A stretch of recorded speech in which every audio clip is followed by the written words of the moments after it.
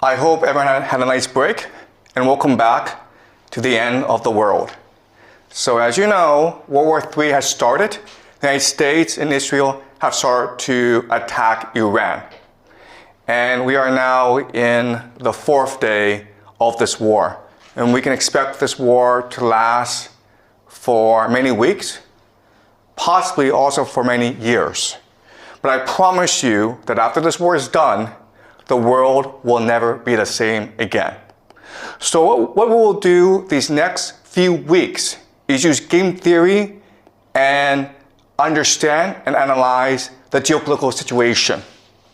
And so I'm going to teach you the ideas, the theories, the techniques to understand the world around you and make predictions. And we can know if our analysis is correct because all this is happening in real time, and so we can test it against reality. All right, so let's go over some basic facts about what's happened so far. So in the early morning of Saturday in Tehran, the Israelis and Americans launched a decapitation strike against the Ayatollah Khamenei, who is the supreme leader of Iran. Now, there are arguments and disputes about as to what happened. The Americans and Israelis said that they had real intelligence about where the leader was, and so they sent airplanes to just bomb the crap out of the place. They also had a spy who was able to record the body of the dead Ayatollah, and then this was announced.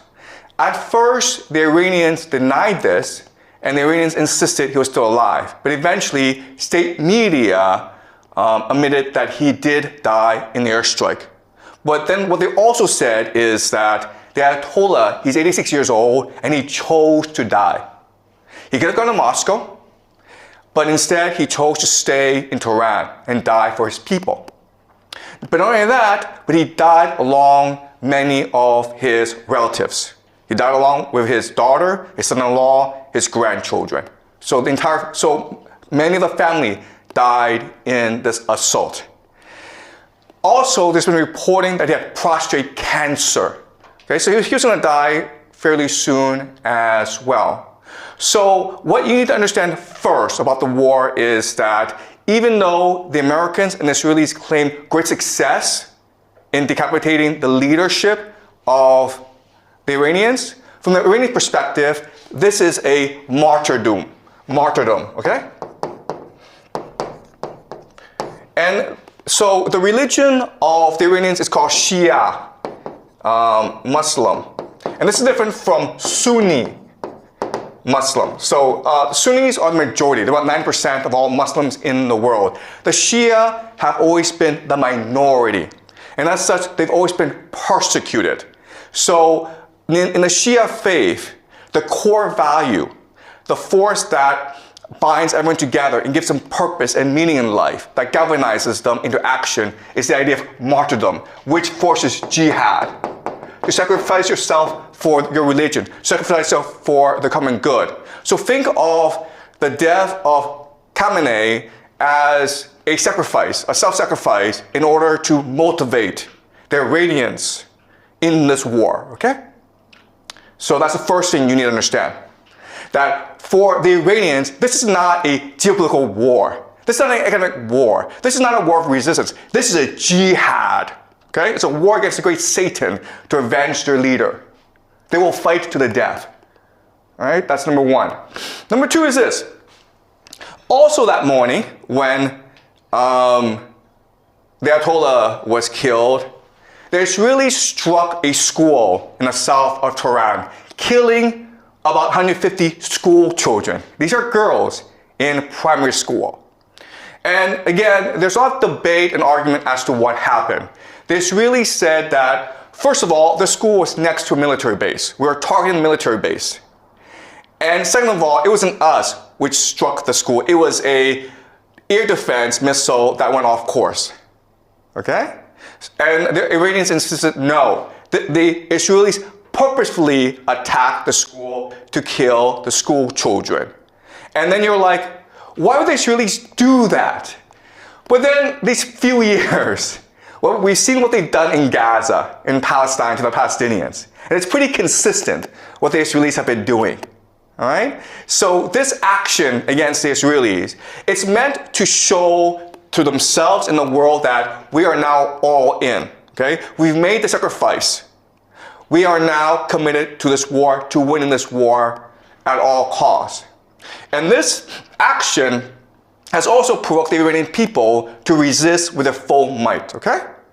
So I want you to keep this in mind. And again, we don't have complete evidence that it's the Israelis who did this, but given past actions from the Israelis, this is fairly consistent with what they've done, okay? So we can assume that this is something the Israelis did. Why they did this, what the purpose is something we will discuss as we move on, okay? It's very complicated.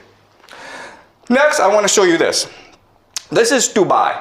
And Dubai is considered one of the wealthiest, safest cities in the world.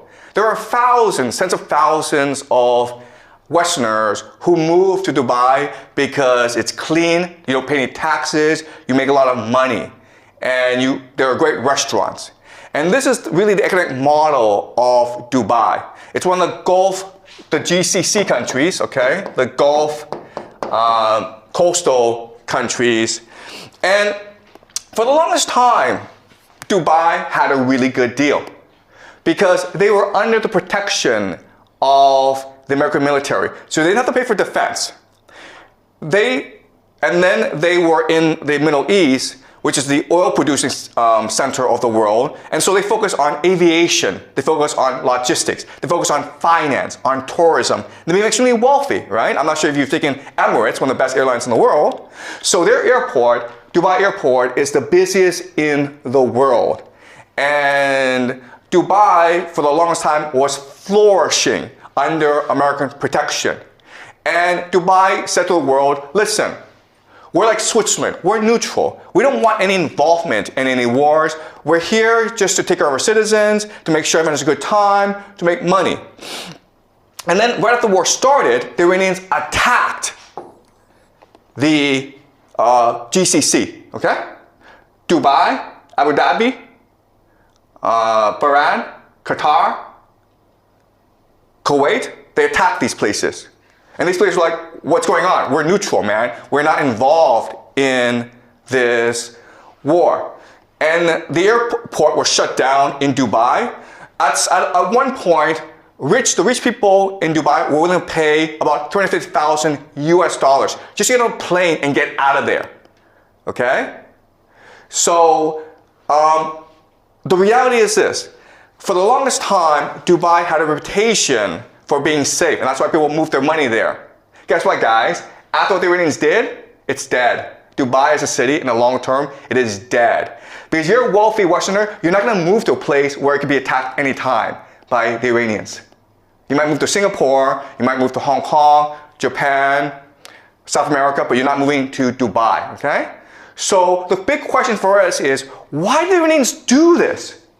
It was the Israelis and the Americans who attacked you. Why go after the GCC? All right? And not only that, but they're escalating the attacks against the GCC. So this is something that we will look at very closely today. Well, the short answer is because these places, even though they pretend to be neutral, they house the American military.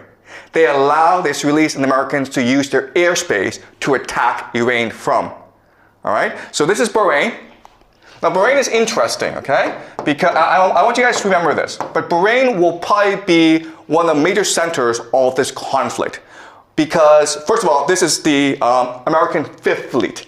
All right? This is their naval base in the Middle East. And as you can see, the Iranians are attacking it with missiles. And it's being blown up. Bahrain is interesting because it has about 50% or even more, okay, Shia, which is the religion of the Iranians. But the people in charge are the Sunnis.